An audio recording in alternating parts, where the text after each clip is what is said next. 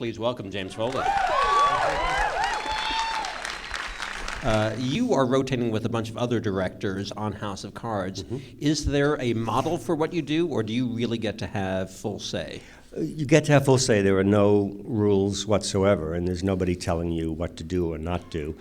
For myself, because Fincher directed episodes 1 and 2 of season 1, and I did 3 and 4, and I was lucky enough to be there from the beginning, like when rehearsals first started in the very beginning and the characters were being established and the look was being established. So I felt it incumbent upon me to continue, to some extent, the visual aesthetics that Fincher had set up so that the series had a consistent look in terms of the lighting, certainly, and composition and stuff like that. And I found it kind of very invigorating to operate within a visual grammar that was not entirely of my invention, but was trying to be within the world of another director, and happened to be a director that I really respect, and really respect his visual vision. And so it exercised muscles that maybe I wouldn't have if I was totally doing a film on my own or something like that. And I think it's made me a better director, certainly with the camera. That's fascinating, because writers will often talk about how parameters are sometimes liberating. So parameters are the same way for you as a director? Yeah, it was the first time I ever operated within parameters, and it was because it forces you to think more incisively within a smaller universe, and so you get much more specific and exact. And Fincher's ethos is that the camera should never move unless there's really a reason for it to move, or there should never be a really extreme close-up unless there's really a reason. And if you have that restraint and then you want to move the camera or want to go for a really tight long lens, then it has much more impact than if the entire project was filmed with long lenses and a lot of camera movement. Do you ever find yourself on set for that, thinking, oh, this is what I normally do, and then, I can't do that? No, that's what's interesting. That would be horrible. Right. It'd be a frustration every day. No, I went into it. As I said, I was there when he was in prep and he was shooting his whole stuff. So I kind of absorbed that world, and always, when I go back now, even though I do other stuff and it's very different visually, when I go back to House of Cards, I go back to that universe and say, okay, these are the rules of this universe, and and I'm going to pay attention to them. There are some other directors who have not paid attention to the rules so much, and it's interesting, but to me, it bumps when I watch episodes if somebody is not working within that world. They say in the past few years that television and streaming services and premium television, as we'll call it, has become a wonderful place for writers, as we see more and more great writers migrate that way. Is it a golden age for directors as well?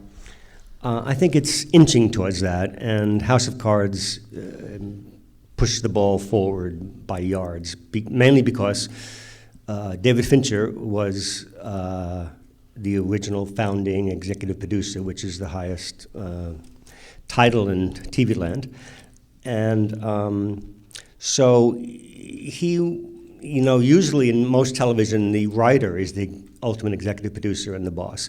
But in this case, David was the ultimate executive producer, and so he sort of set up a kind of paradigm for the whole series where it would be much more director-oriented than other television, and that was also included what I think is revolutionary and part of the change, that the technical aspects of being able to see the work in 4K, if you have a 4K television, but in 4K, in widescreen, and so the visual aspects of the production would matter as they do in film, because I think that's always been, from the genesis of television, it came out of radio shows from Jack Benny and Bob Hope and stuff like that. And the first television was simply recording radio shows. And so the visual aspect of it was non-existent on the little tiny screens.